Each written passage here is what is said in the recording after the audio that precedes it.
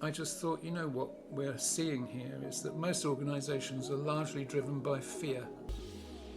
And most people in organizations are actually make most of their decisions based on the operation of their amygdala or their limbic system, their lower brain, their animal brain, which basically sits there and it scans for any incoming threats. So the more stressed somebody is, and the more anxiety, serious anxiety that they have, the higher the levels of cortisol are in their brain. And cortisol tends to shut down the higher brain. It tends to shut down the part of your brain which produces solutions. So, if you're depressed or you're really angry or something like that, you can't really think properly. So that's kind of the reason why. So I reckon that a significant percentage, probably over 50% of people in large organizations are in more or less of a state of constant stress or anxiety.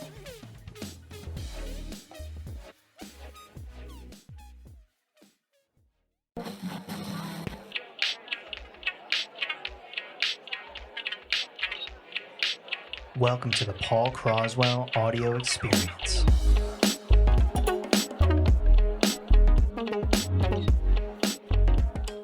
Hello, this is your host, Paul Croswell, and if you're looking for personal or professional development and you feel like nothing you've tried so far has worked, this conversation might be for you.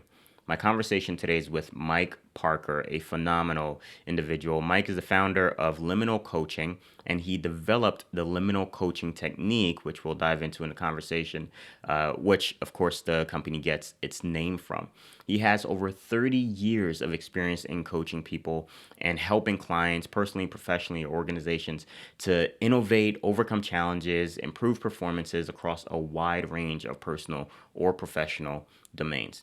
He is a qualified or certified solutions focused therapist and a research fellow at the Schumacher Institute, which is an independent think tank dedicated to solving complex social, economic, and environmental crises.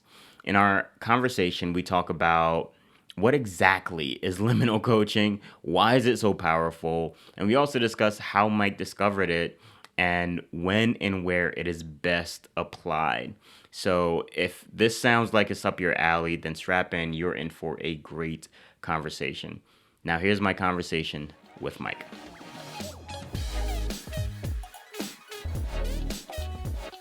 Well, Mike, welcome to the show. Thank you, Paul. It's a pleasure to be here, and thank you for having me. Absolutely. You're just very interesting. The more I research and the work you've done and all that you've contributed to society through coaching and everything we're going to dive into today, I'm very, very curious, and I've been excited about this conversation. Thanks a lot. Me too. Now, I like to start off each and every one of these conversations with simply asking, "How are you doing? How are you today?" Today I'm pretty good. So I've had quite a good week this week. Not every week is a good week, but this one was a good week, so I'm good today. I'm happy to hear that. And that's so very true. Life happens in waves sometimes, doesn't it? It really does, yeah. And one of the things which has made me happy is I got to walk today. I got out walking today, so that's one of my favourite things to do, Yeah. especially in the park or in nature. It's just great. Yeah.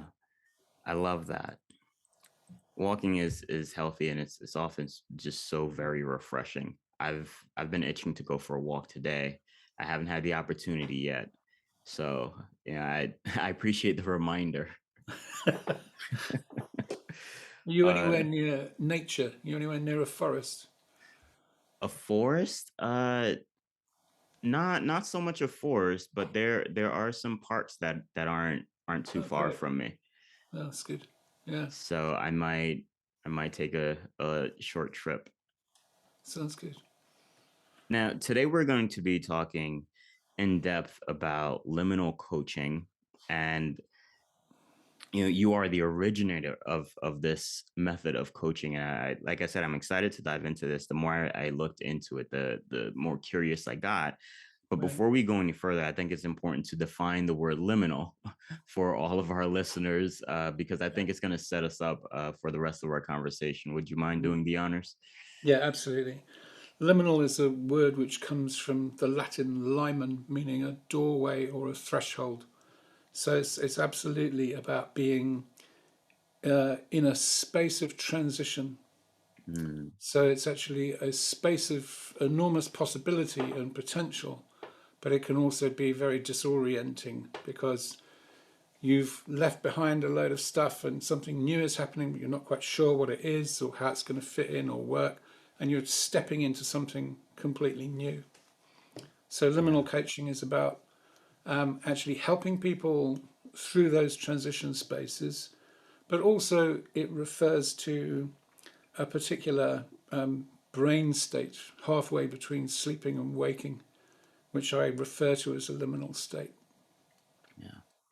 That is so very interesting. And I love how you described and defined liminal. I think you just described the state of life for a lot of people right now. Um, Yeah, just a state of transition, of being in between and not sure what's coming up, yeah, be it good or bad, and certainly not where they were before.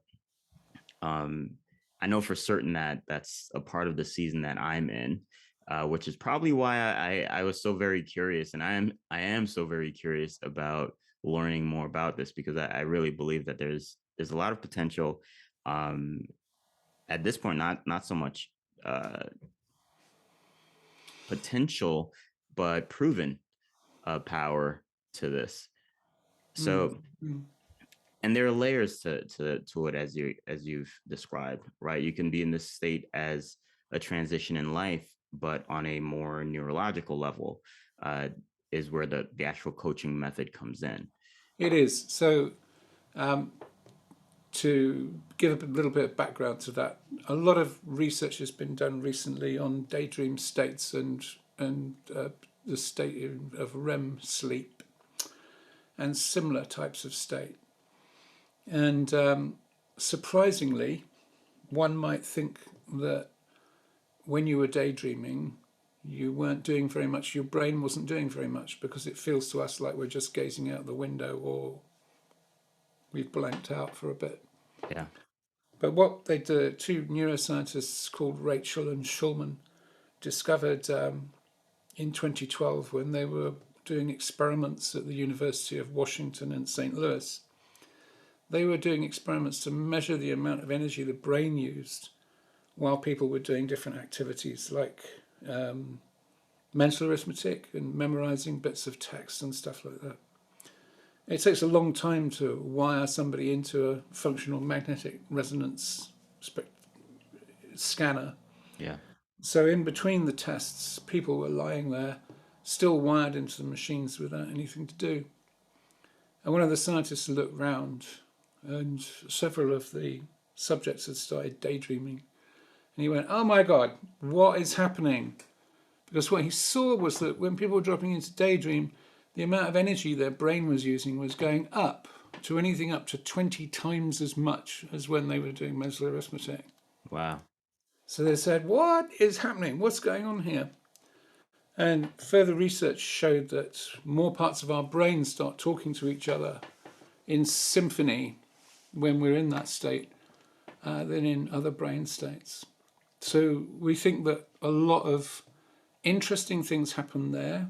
They called it the default mode network. A lot of interesting things happen there, such as processing emotionally charged memories,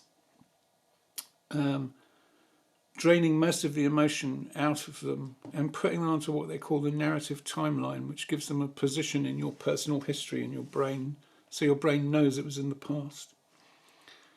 And there's also a lot of evidence to show that a kind of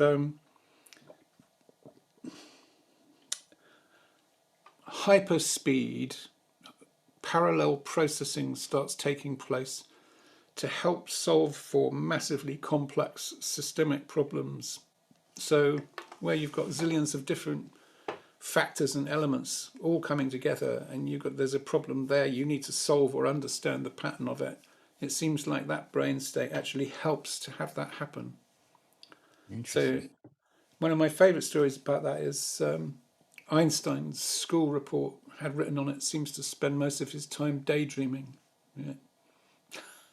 That's amazing. And there's lots of incidents, illustrations of how this works. And I'm sure lots of people will have had the experience where you're thinking about something really complex. You can't actually work out what you need to do. You can't work out a solution for it. But you wake up the next morning and all of a sudden, there it is. Yeah. Because during your REM sleep, the default mode network gets switched on. And it helps to process the day's memories, but it also actually does this solution creation work as well. That is so very interesting. And it sounds almost like the brain is functioning at a higher capacity because it's less distracted, or there's less clutter, so to speak. Would that be an accurate assessment? I don't know. Possibly. I'm not sure that anyone actually really fully yet deeply understands it. So I wouldn't care to make an absolute statement. Yeah. But I think what is happening is that the brain's activity is not being taken up by that individual slow focus of conscious thinking. Mm. It's not going through everything step by step. Yeah. Yeah. One of the other interesting things is there's a guy called Matt Lieberman who was probably, I think it would be fair to say, pretty much the father of the field of social neuroscience, which is a kind of relatively new but very hot field because it explores the neuroscience of our interrelationships with one another. Yeah. And he thinks the default mode network is also used to help us to do the immensely complex calculus of our social relationships and our relationships with one another, because they are so important to us, but they're also so complex. Yeah. Now, a part of me as I'm hearing this, and I'm this is partially informed by some of the research that I've done. It's it's almost like there is a a neurological recommendation for nap time. Totally, absolutely, absolutely. This is actually a core part of and it's, I guess it's kind of like pretty contrarian, but it's a core part of liminal coaching is actually saying to people, you know what, if you aren't getting the results you want, it's probably because you're not being lazy enough. See, now this Mike, I'm telling you, this sounds like my kind of coaching. I might need this in my life. So I do have a question, because that's a part of what I'm supposed to be doing here, right? And not just fanboying a little bit. Um, so at what point did you, I guess, discover liminal coaching, or the application of the liminal state to coaching and creating the coaching method? Was it something Okay, that so I'd like to be 100% clear on this, which is that I qualified about 10 years ago in solutions focused hypnotherapy. And I would say a lot of liminal coaching has been built on that foundation. So there are two main elements to that, and one is based on solutions focused brief therapy, which is a Mhm. kind of positive psychology approach. And there's the trance work. Although what I do is I wouldn't call it trance work because for various reasons I actually prefer to call it a liminal state and talk about what we do as being guided relaxation, because Okay. it is actually different to what most people do when they use hypnotherapy. But to answer your question more completely, I nearly got chucked out of school when I was 14 for hypnotizing my classmates during the lunch hour. And so I always had a really, really strong fascination with the subject and with the mind in general, and psychology. Yeah. But I was not able to study it. When I was sort of at the time in my life when I might have been able to study it, 17 or 18, the only thing that you could study in the whole of Europe was behaviorism, which was basically just like, well, poke it here and you'll see it move over there type stuff, right? Yeah. So that was really unsatisfying. So I spent a lot of time looking into things like Gestalt and different models of the brain and mind from around the world.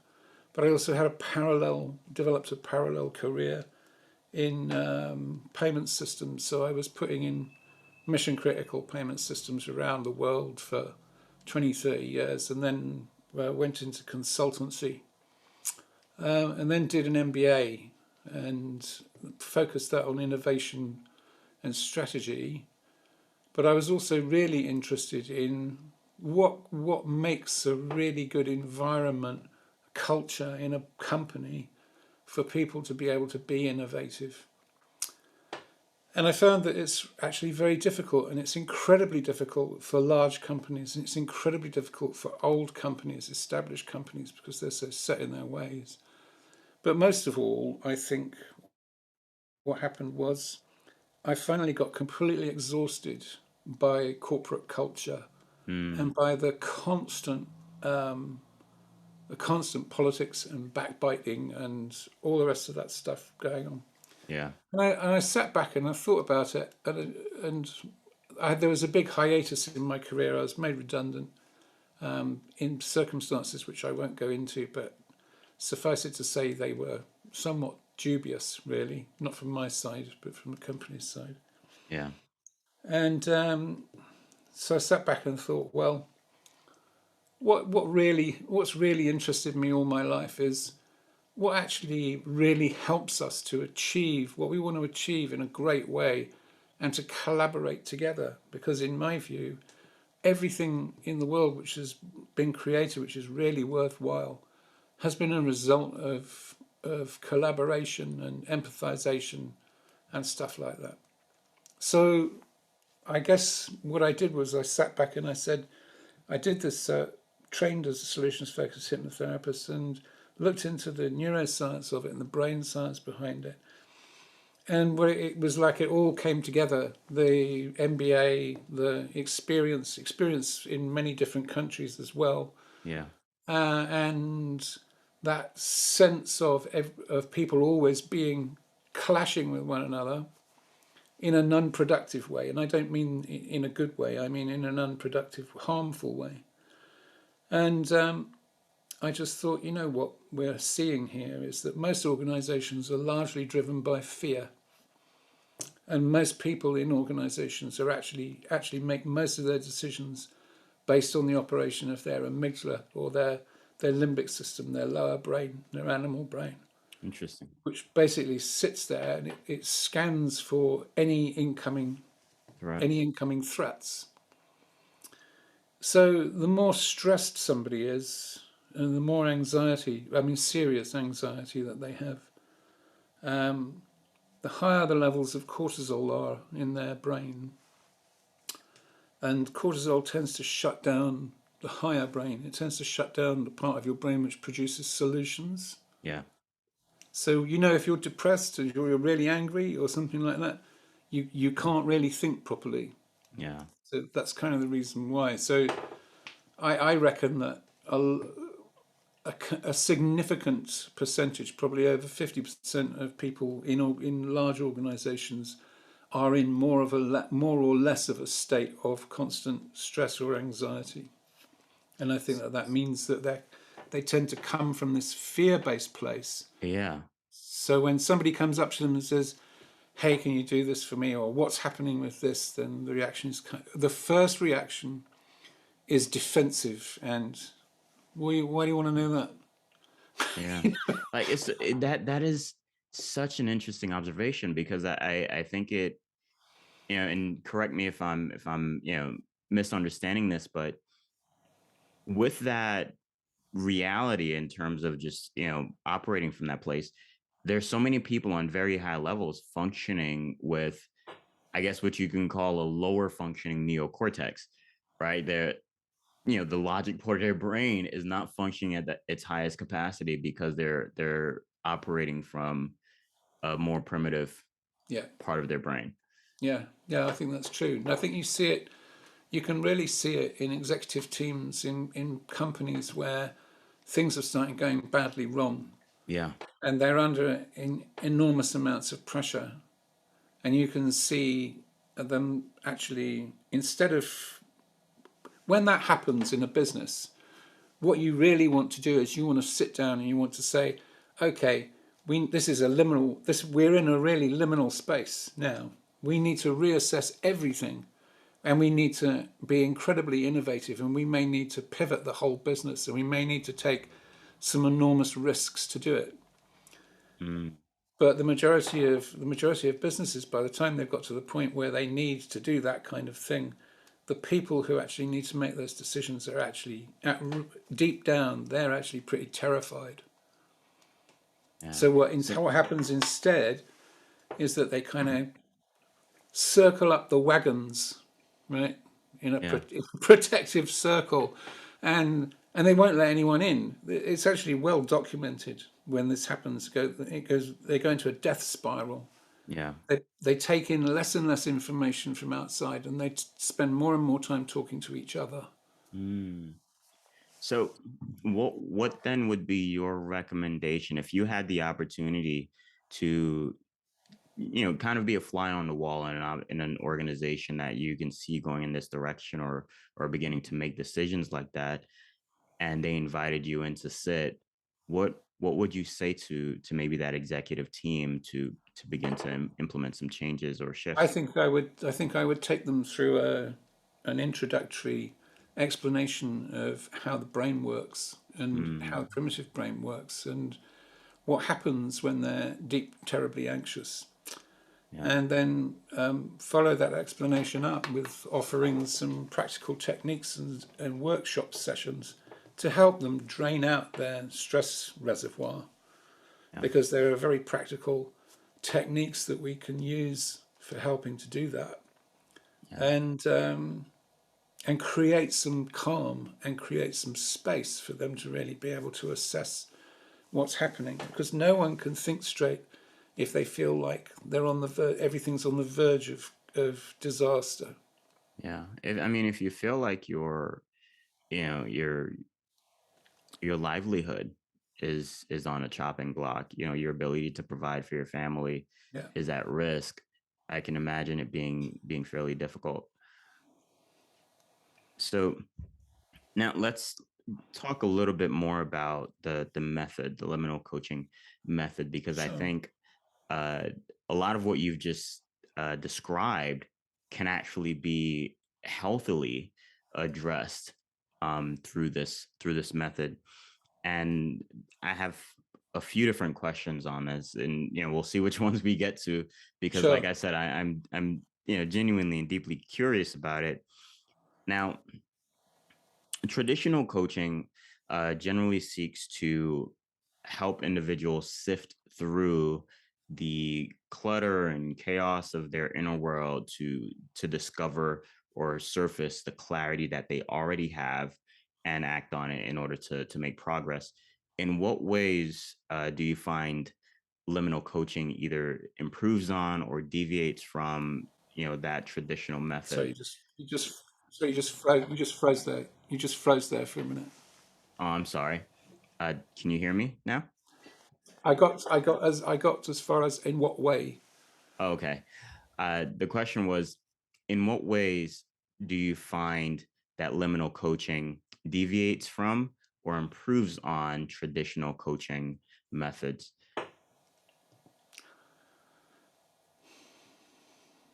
I would say that it's I would say that some of the techniques we use simply supercharge the a lot of other approaches. So there's a whole body of solutions focused approaches to coaching. So it would be very similar to that. I wouldn't like to say that it's necessarily better than, but it may be different from. And I'd say probably the one of the main differences is that it does look very much at helping people to deal with unprocessed subconscious material. And I think that most ordinary coaching, most other coaching that I've seen tends to be much more about conscious cognitive stuff. So Yeah. to explain that a bit more, Your brain starts making cognitive memories later than it starts making emotional memories. So it starts making emotional memories very early on, and it starts making cognitive memories, which we normally call memory, later. But emotional memories tend to register as feelings and responses and sudden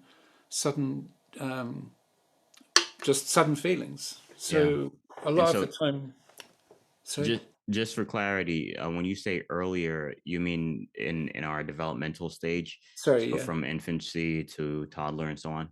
yeah. Okay. So emotional memories start very early on, and cognitive memories are what we would normally refer to as memory, which is sort of like lexical. You can recall something and describe it and so on. Yeah. Is a different thing, and that actually starts developing later. So you can have emotional memories without the corresponding cognitive memories. Wow. That's my understanding anyway from what I've read. And so I guess one of the differences is that liminal coaching we can actually help people to access and reset patterns of emotional response by working directly with the subconscious. And that's not something which is easily or necessarily effectively done by talking to yourself Yeah. or by intellectualizing. It's That more of a I can dynamic process. 100% concur. So I am a coach, and so I coach more traditionally, and I can tell you 100% that is far beyond the reach of what I'm capable of in my coaching sessions. Yeah. Uh, 100%. So would you maybe walk me through the liminal coaching method? So say Sure. a Let's client do walks that. in. Yeah. Let's do that. So I guess the first thing that we would do in any session is in two halves, right? And the first half is more cognitive, and so probably more like traditional coaching in the first half, but it still has a definite format and a definite approach, which is based on solutions-focused brief therapy. And the first thing I would ask you would be, so what for you would be the best possible outcome that you could imagine for our session today? And you might say, I don't know, whatever you would say, but the emphasis would be on where do you want to be? And so that's what your preferred future would look like. And then we would definitely do a thing called what's been good, right? Which is it's a bit like gratitude, but it's slightly different. Mm, Where I'd ask you to give me 4 or 5 things about you, or we would have happened to you in the past week, which have been good, and explain that the reason for doing this is because when you remember something which you've enjoyed, and it could just be a good cup of coffee, yeah. doesn't have to be a big thing. We can see 2 things happen with fMRI, which is the blood supply to the amygdala gets reduced, which is the fight-flight center of the brain. And the other thing that happens is a little jolt of serotonin gets released into the brain, which is the I feel good, I can cope neurotransmitter, right? Yeah. So by the time you've actually gone through the process of remembering and describing 4 or 5 things which have been good about your past few days or your past week, you've actually changed the blood supply to your amygdala and you've released more serotonin into the brain.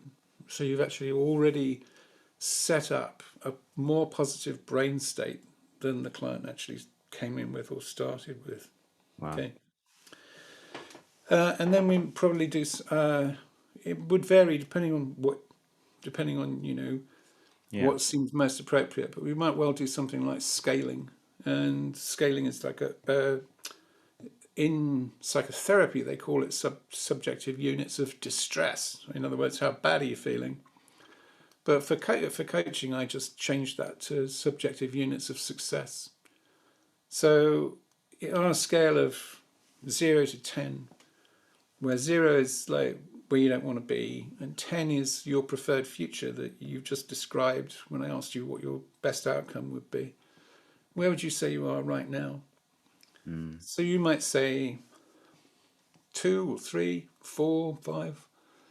And it doesn't really matter, but the number actually gives you then a stake in the ground to ask the following kind of solutions focused questions. So, or you might say, wow, well, given what you've described, being a 4 is pretty good, right? That's pretty, you're doing pretty well to be a 4 after what you've told me.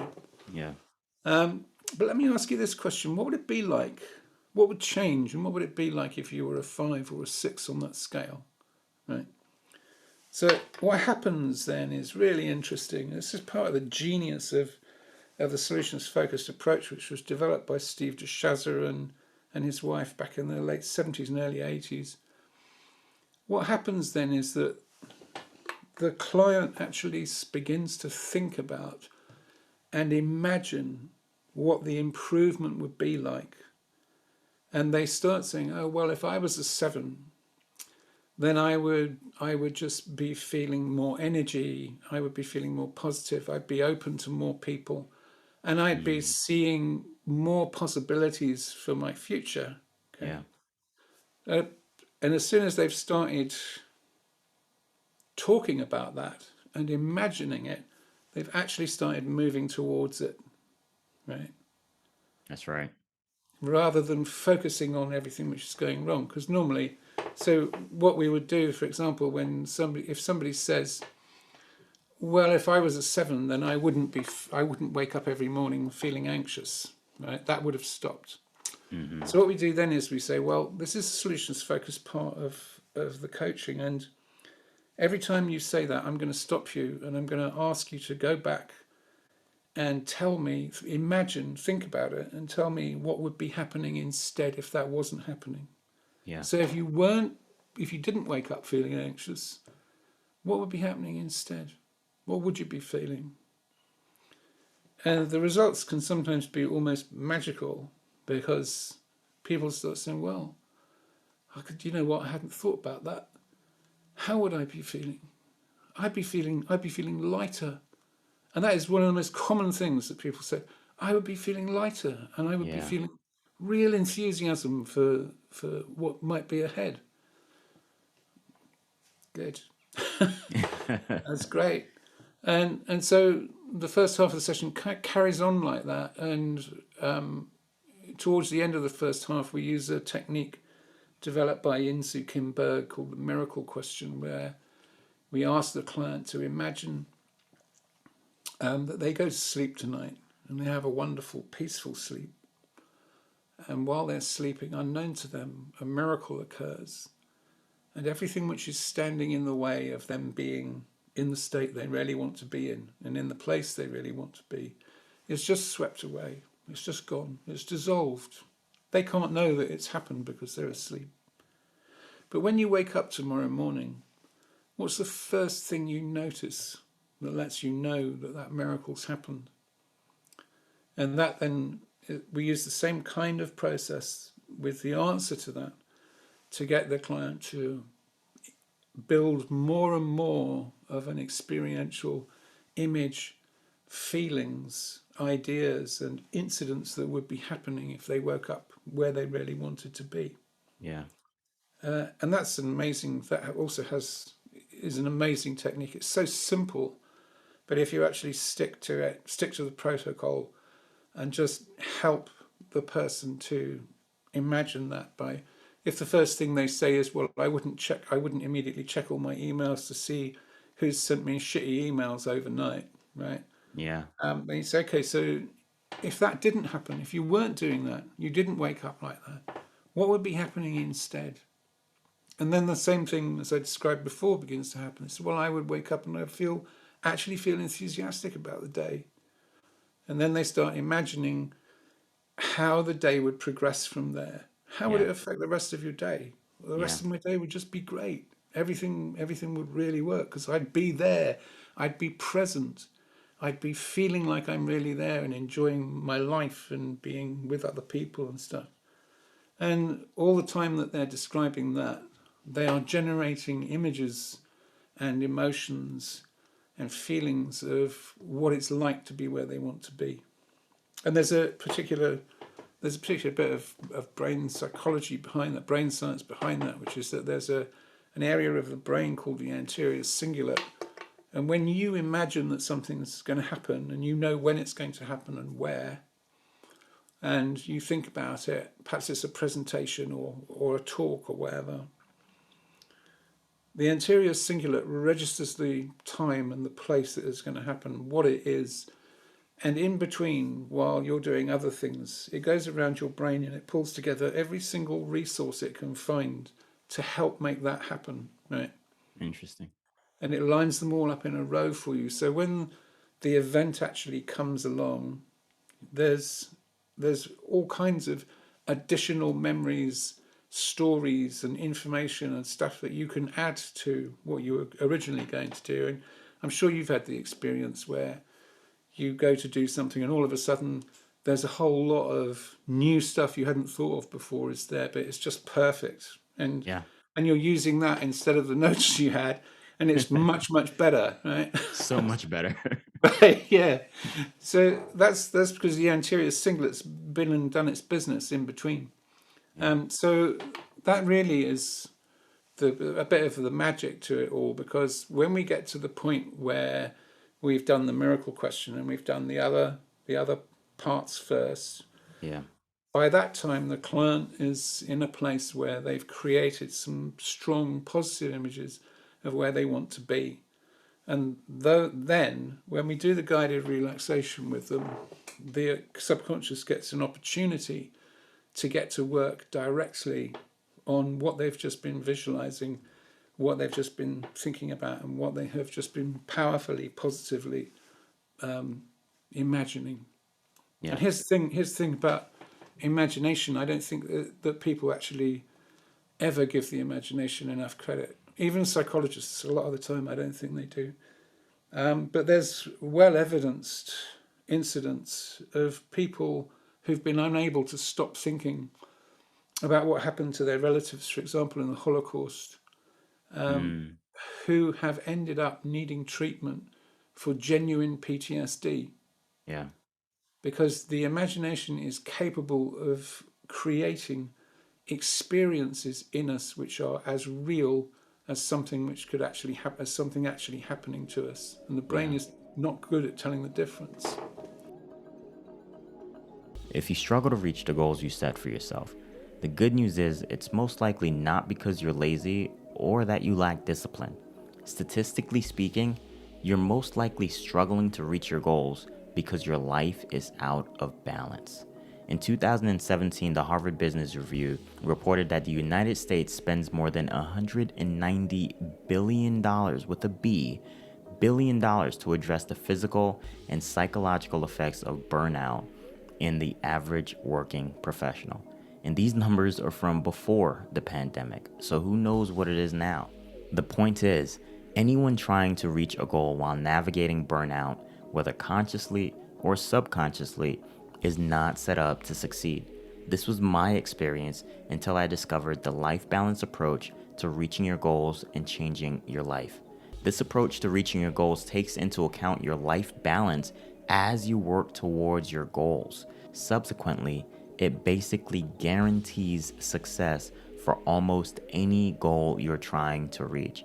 And I know that is a big promise, but it is very much realistic and very much possible.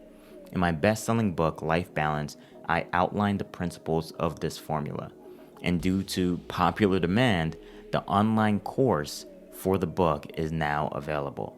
In this course, I walk you through each and every principle individually and how to apply it to your life. It's a self-paced course, so you can take it on your own time and go through it as quickly or as slowly as you would like. Every purchase includes a digital copy of my book, Life Balance, the Life Balance workbook in PDF format, and the Life Balance planner, also in PDF format. For a limited time, you can purchase this course at 50% off when you use promo code PODCAST. To purchase this course today, visit paulwcroswell.com. Now let's get back to the episode.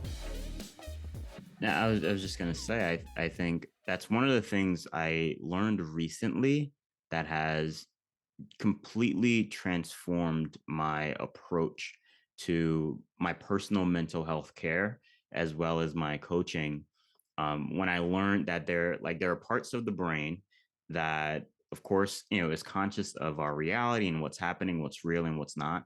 But then there are other parts of the brain that has no idea what's real or not, or what's not real. And so as you work through these imaginations and these either positive or very negative scenarios, there are parts of your brain that's registering that as reality because it can't tell the difference between fake and real. And it, like you said, there's so much power to that. There is, yeah. There's actually a really interesting linguist guy who's been working on this stuff for 65 years and called George Lakoff. I think he was working with a neuroscience team at Berkeley on the neuroscience of language and conception. And what basically we're saying is that the only concept you get, that we get, any of us get of reality is actually done relative to a bunch of stored patterns that we're comparing with incoming data and Yeah. saying, okay, that's like that. And it's also a bit like that, but it's also a bit like this other thing.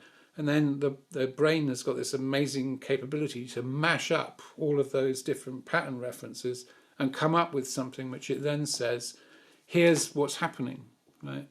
Yeah. But if you have been programmed, or you've been given, or you've had a really difficult childhood or difficult life, and you've been programmed with lots of powerful negative beliefs, for example, like about how awful people are generally and stuff like that, those are the patterns of interpretation that you've absorbed. So anything which comes in can just get interpreted as being, well, I'm sure you've come across plenty of cynics like the rest of us have. It's Yeah. like, oh well, they're only doing it for their own benefit, and from their point of view, there's no such thing as as human compassion or Yeah. collaboration or empathy. Yeah. And Everyone's that's in the out to worst get him. case. But the point, I guess, the point is that we do everything by pattern matching. And these structures start getting built when we're very, very young, and they become incredibly sophisticated the older we get, and the more intricate and sophisticated they get. It's Interesting. amazing, actually. It's really It is incredible. absolutely amazing. I'm quite baffled at how little uh this subject is really explored when we're younger. Even just on an imaginative scale, because you can teach this as young as I think elementary school Oh on yeah, their I on their think. level. I mean, this stuff should be being taught in kindergarten, basically. I actually think when I work with people, a lot of the time, I actually think, well, a lot of this is catching up with stuff that somebody should have taught you by the time you were 12 or 13, really. Yeah, yeah. So Mm. you that's the first half of the session. You walk them through that approach. And then for the second half, are they taking a nap while you are working or They can if they want to. They are told that it's fine for them to, if they feel like they're falling asleep or taking a nap, then that's absolutely fine. And sometimes people will snore, but they're still in the right state. okay. That's for Now, sure. And w- I wouldn't call it. I mean, I would probably end up having big debates with some of my friends and colleagues who are hypnotherapists, because they would say, no, what you're talking about is hypnotic induction. You put them into trance. I said, well, no, I haven't. And it's not, because I'm not using that framing. The yeah, framing I'm using is deliberately about, actually, this is an opportunity for you to completely and absolutely relax. You don't yeah. even necessarily need to listen to what's being said, but it'll work for you anyway. And then the So guided relaxations, which I've written myself, we we choose one which is appropriate to the kind of material that the person themselves is wanting to work with. yeah, And when we're using that particular guided relaxation, we might make minor changes, or what appear to be minor changes, as we're actually going through it, reading it for them, which are relevant to the particular thing that they want to do. Mm. So that's a really deep and complex subject. The guided relaxation, how they're structured, Yeah. has to do with a really careful and deliberate use of metaphor, Okay. because metaphor is the language of the unconscious. Mm. It's all about patterns. I was just going to say, I do have a question, but I'm very curious about that. Metaphors is the language of the subconscious. Yeah, it's kind of a shorthand way of saying it. Yeah, so I can give you an example from traditional hypnotherapy for like what is often successfully used for dealing with warts, for example, is when somebody's in trance, is to tell them a story about how there's an invading army that has got onto the land, and it's built up all these buildings and lumps on the territory. But soldiers are now arriving the the government to actually get rid of all these invaders, and they're washed away and they're washed back out to sea and stuff like that. So in that story, the soldiers really played the part of the immune system, and they've actually done research and shown that when people are told stories which closely resemble the activity of the immune system, you can see a 30 to 40% increase in the activity of the immune system taking Wow. place. Yeah, it's extraordinary. Also, you can get people to anaesthetize themselves as well, right? So with glove anesthesia, by Hmm. telling someone that their hand feels like it's now has a glove on it, and the glove is getting thicker and thicker and thicker. The hand is getting warmer and warmer, and they can't feel anything at all which is happening to the glove, not a thing.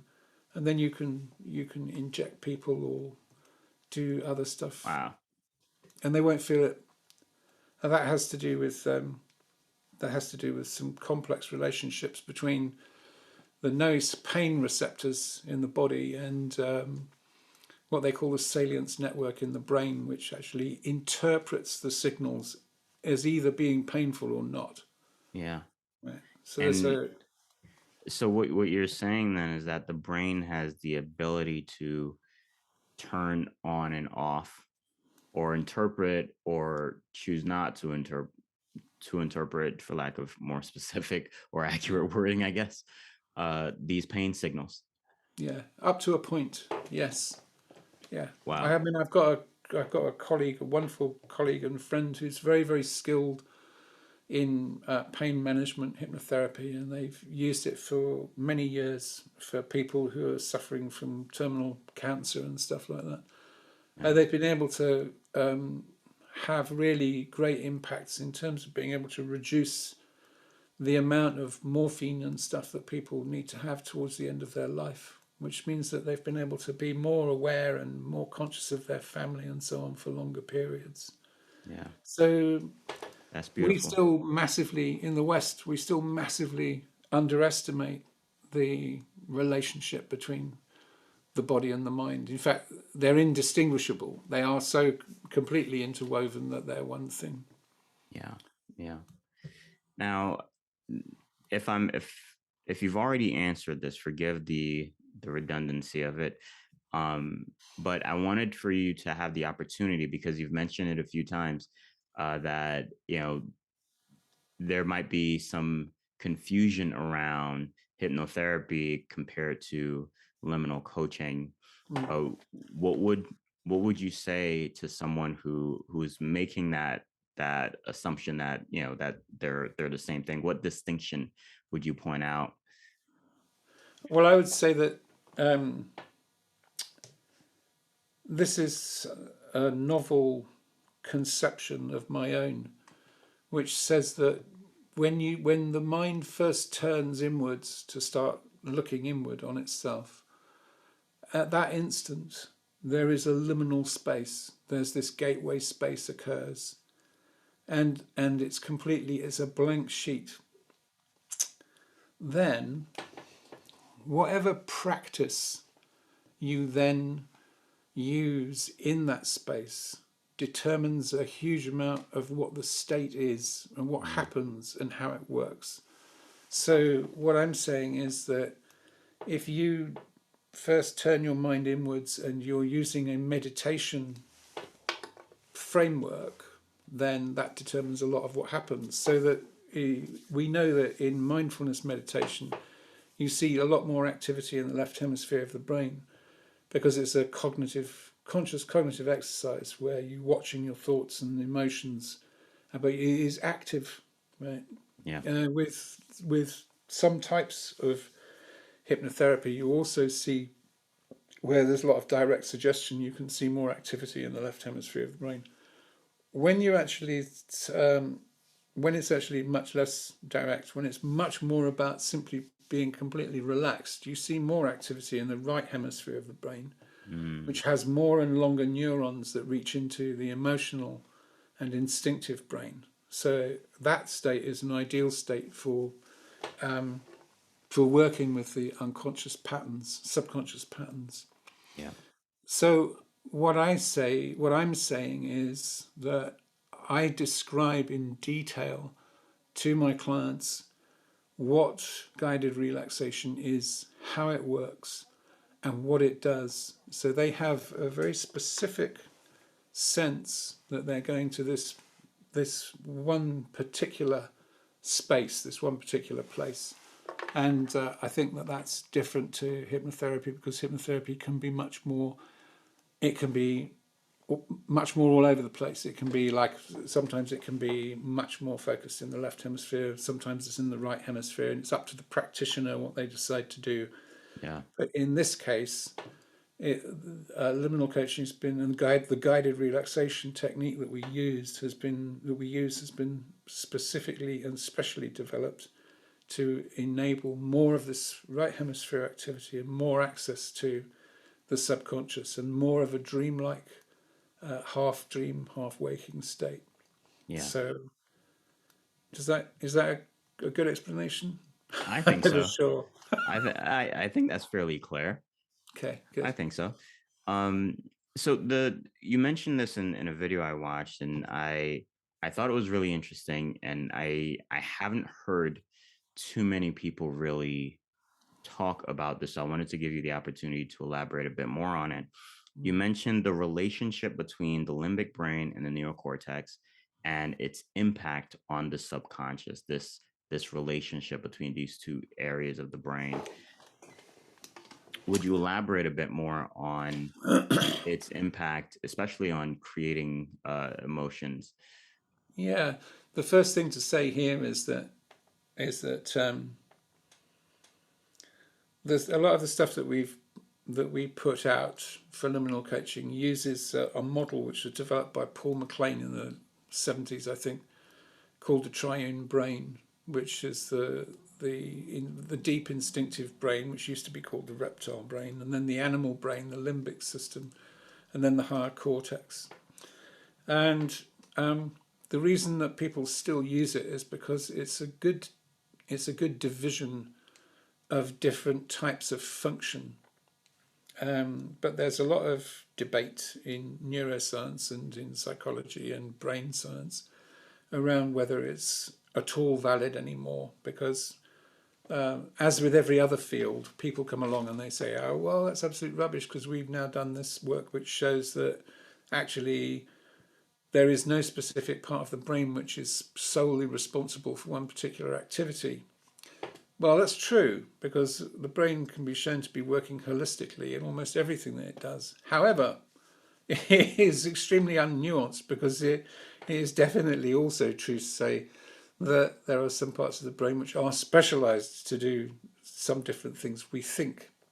Although I've also seen arguments recently which say, no, they're not. Those are just choke points for messages being transmitted across the whole of the brain. Interesting. However, at the end of the day, it's all really fascinating stuff.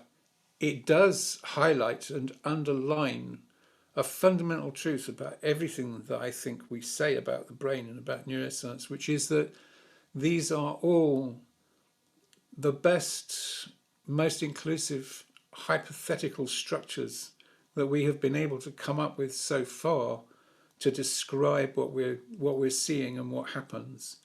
There's no absolute truth about any of it. Yeah. I think that's a very important point to make. Yeah. Now I've forgotten the question, having Well, the laid that relation groundwork. that's all right. I think the groundwork was important, and more importantly, it was also clear. I was asking more so about the relationship between the limbic brain and the neocortex and its impact on the subconscious mind. Right, okay. That is a really interesting question because a lot of people would, I mean, I know that there are several people out there right now who would scream, there is no such thing as the subconscious mind. And and my question is always when people say that, my question is, yeah, okay, so you're telling me that there isn't a whole bunch of automatic things which are happening a billion times a second to keep you breathing and your heart beating and stuff like that then. Yeah, And of that course there are. And so the subconscious, I think, is anything of which we are not conscious at the time. yes. And there are a huge number of things that we are not conscious of for most of our lives, that happen all the time. And I think that there's definitely automatic responses, emotional, physical, and so on, to different types of stimuli, which have been developed during our lives. So if something is identified as a threat, the conscious mind is not consulted by the amygdala before it starts releasing adrenaline and releasing cortisol into the system and preparing you to fight or flee or whatever, right? Yeah. Or to freeze. And that's just absolute neuroscience. There's a channel. I think all our sensory information comes into the brain. It arrives at one particular point. I think it might be the hypothalamus. I can't remember exactly, but it arrives at this point where it splits in two, and a small representative sample is sent at the highest possible speed to the amygdala, right? Yeah. To make a rapid, fast judgment about whether this is a threat to life, because it's super fast. It's fairly simple, but it's super fast. It takes another millisecond to 2 milliseconds for the sensory data to actually reach the higher brain, which does a more complex analysis of it. Wow. That is enough time for the primitive brain, for the amygdala, for the lower conscious brain, to have responded with fight flight, to have started shutting down the higher brain. So if you run into a polar bear, your amygdala will have you running away long before your conscious brain has said, oh, hang on a minute, it might just have had lunch. I can see some shreds of flesh hanging from its teeth, so maybe it's not hungry. We could probably just go up and give it a pat. And because your higher brain might think like that, your amygdala just thinks, sorry, pal, you're out of this picture, and shuts down the higher brain completely, and you're gone. So I think when people say, I was so angry I couldn't think, or I was so frightened I couldn't think, they're quite possibly really telling the truth. Yeah. It's gone. Your conscious mentation's gone. Yeah. How all of that. So I would describe the action of the limbic system, the amygdala, the fight flight response. I would describe that as being largely unconscious most of the time. When you do, having said that about, it can do what they call the amygdala takeover, when you just run away as fast as you can. Having said that, nothing is absolutely hard and fast. There are no hard and fast divisions in any of this. So you can exercise some conscious control over it, possibly. Maybe in some circumstances you can't exercise any at all, but a lot of the time you can have some conscious control over it. Yeah. Although, if you've ever had a panic attack, you know how difficult it is to actually stop that whole cycle of response happening. So that's kind of like the fear, fight, flight response type thing. There's I can't remember her name offhand, but there's a famous psychologist, neuroscientist out there whose name escapes me, who has been publishing just recently a lot of really well researched and well evidenced stuff, which actually says that all emotions are fundamentally constructed by training and by social influences and so on. There's a whole huge, deep subject around that, and there's a lot of controversy and a lot of debate around it. So sooner or later, we actually have to make some decisions about how we apply, what hypotheses we apply, and what models we use to actually try and do something practical to help people. Yeah. So the model that we use is that the subconscious can include a number of different things. It can include the amygdala, the fight, flight, fear response, hunger, sex drive, all of that stuff. But it can also include all of the other emotions as well, and emotional experiences. It can include a whole bunch of memories, which aren't necessarily conscious at all. And then, and I probably might be controversial about this to some people, but I'm absolutely sure it's true. There are large areas of the higher cortex which are not conscious, which work subconsciously at a subconscious level, Yeah. but provide us with all kinds of extraordinarily important information and stuff like that. So people can drop into this DMN state like that. They can drop in really, really quickly. So on average, I think people probably do it about 60, 75 times a day or something like that, right? Because they need to access the capabilities of this subconscious capabilities. Fascinating. One of which is doing massively fast pattern matching. Okay, so we talked a little bit about patterns previously, about how everything is interpreted using right. patterns, reference patterns. When something happens to you which is unexpected, you're really not expecting it, it's completely out of the blue, your brain drops into this different state. It drops into this state where it's more suggestible, and it drops into this state where it's doing this massively fast search for a pattern, a different pattern that can now make sense of the new information. Right? Yeah. During that time, you're much more suggestible. So if you've seen those street hypnotists who will flick a coin off to the side, and then they'll immediately start making suggestions to the person who's been distracted like that. That's how that kind of suggestion induction works. Okay. But what's actually happening there is extraordinary. The brain just drops into this different state, and it does this massively fast match to find patterns which actually make sense of the new data, and it is more open to new information, new patterns coming in from the outside as well. So, and that's really important it's really important that we can be in a place where we are suggestible when we want to learn stuff. Yeah. It's vital almost. Yeah, so it's a superpower, really. Yeah. I wish that was something I could turn on, especially when it comes to learning a new language. Yeah. Well, yeah.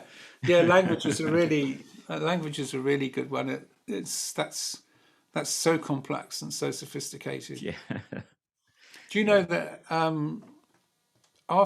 the end of the First World War, a lot of British soldiers stayed in France. They'd met French women and they stayed there, and they became part of the society, and they had kids and stuff like that. Yeah. And when during the Second World War, they joined the resistance.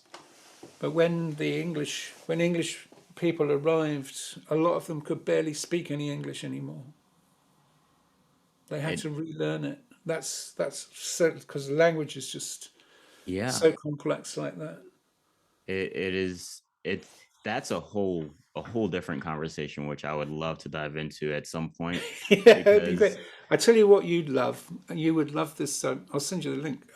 yes, please. You'd love this. It's an hour and 40 minutes of George Lakoff talking about the neuroscientific basis of language.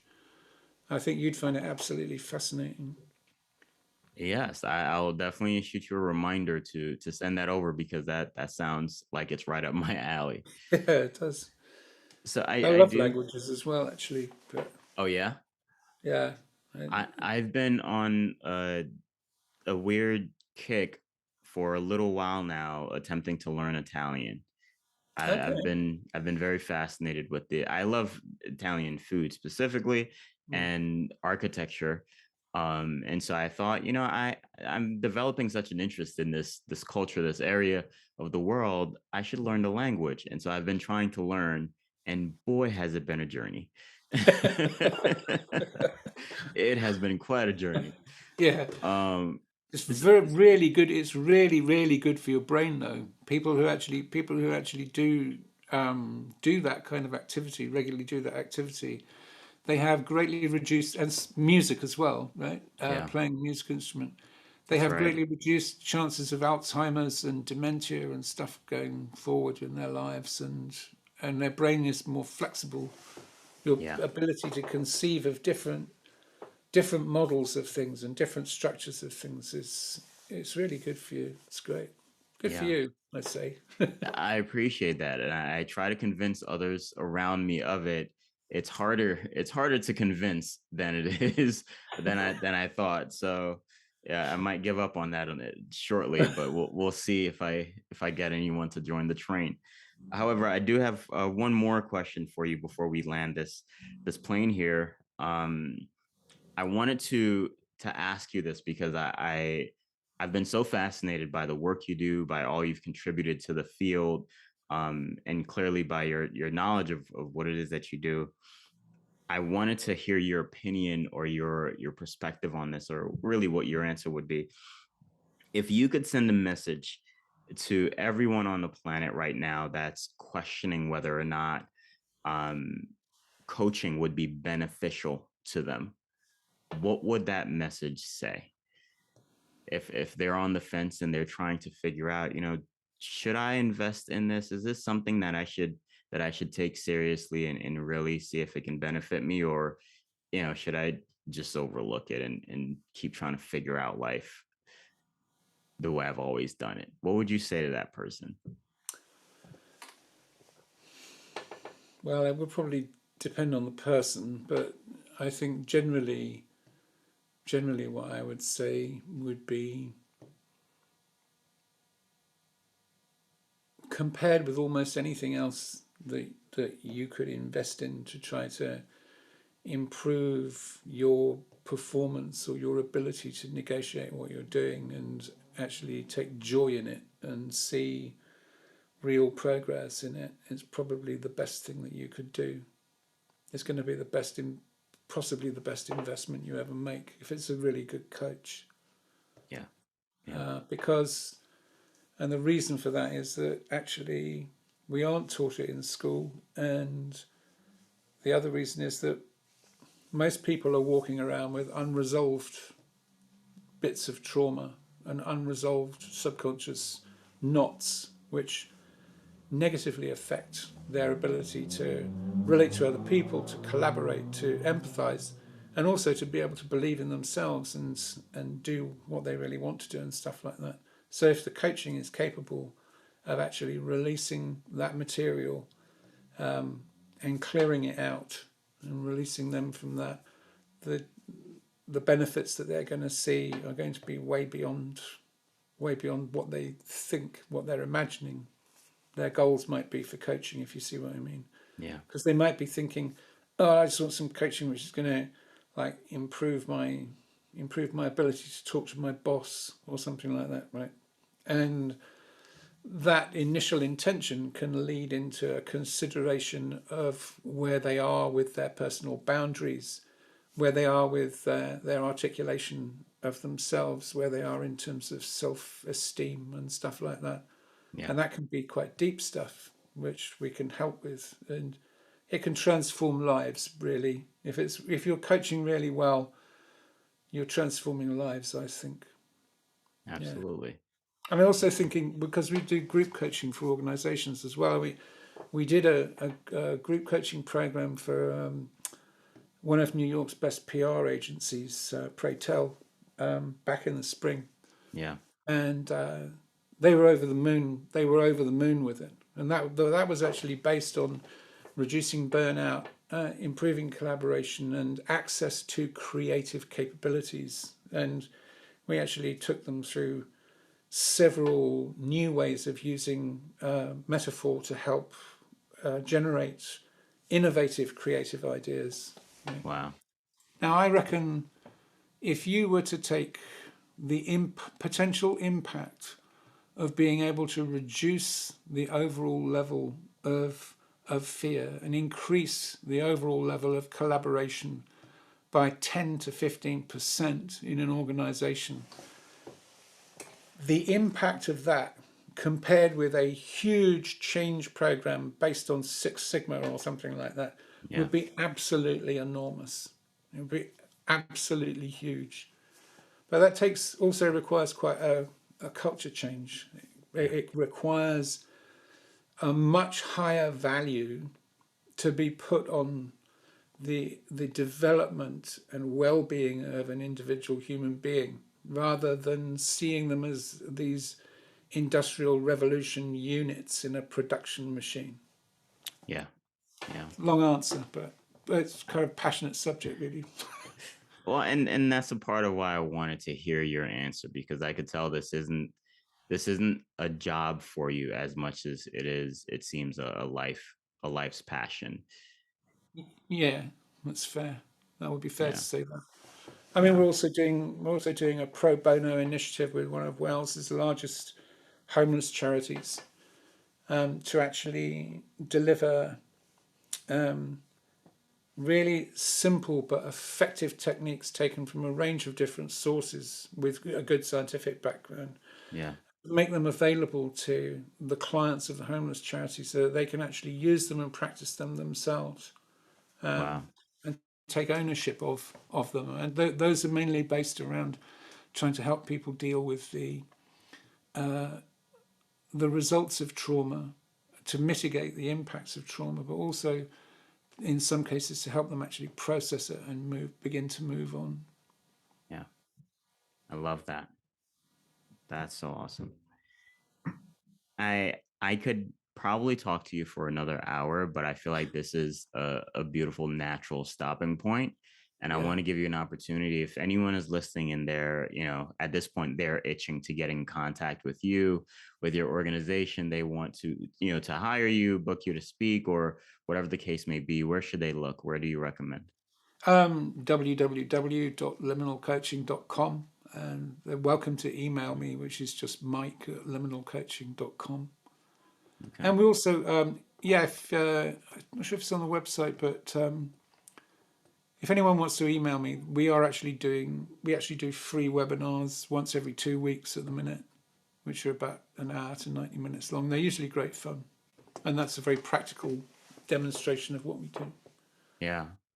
And So so, maybe I'll send you the link to that if you want to. You can put it in the absolutely. put it up if you want. And also, if you like, I can send you a link to a demonstration guided relaxation that we give away that your listeners can just download for free Yeah. and zone out to. It's called Drift to Peace, and it's all about completely unwinding, absolutely, utterly unwinding. Well, again, that is right up my alley, it sounds like. So absolutely I would love that. Cool. Thank you for considering, even doing that. And I just want to say to anyone listening, if you're like me and you've just been on the edge of your seat receiving everything that's been said in this conversation and you want to learn more, you have to go check out the website. There's so much information there. There's so many resources there. And you can get in contact with Mike if you'd like, as he's already shared. All of the links, including his email, will be linked in the description of this episode. So if you're listening, you just go to the description of this episode, wherever you're listening to it, you will see the links and you will be able to go directly to the website or access his email directly there. Man, this has been such a wonderful conversation, Mike. I absolutely love this. I have to have you back eventually because there's so much that we can talk about. But we have to do it in bite size Yeah, I absolutely pieces, it agree. seems. It's easy to get swamped, right? Well, thanks so much for the opportunity of talking to you. It's a real pleasure. The pleasure is mine. Guys, thank you so much for listening. If you enjoy this, be sure to share it with somebody. And that's it for today. Wow. Until next time, you guys take care. That's it for today's episode. I truly hope you enjoyed the show. To learn more about today's guests, including the links and resources related to everything we discussed, visit the podcast page at paulwcroswell.com, where you can find the entire podcast archive, as well as information about my book titled Life Balance, as well as the Life Balance Planner, and much, much more. If you'd like to support the podcast, the easiest and most impactful thing that you can do is subscribe to the show on Apple Podcasts, on Spotify, and on YouTube. Also, leaving a positive review or comment is also important and greatly appreciated. Sharing the show or your favorite episode with friends or on social media is, of course, awesome and very helpful. Finally, for podcast updates, special offers on the Life Balance Planner, online courses, and more, please subscribe to our newsletter. You can find a link to do so in the show notes.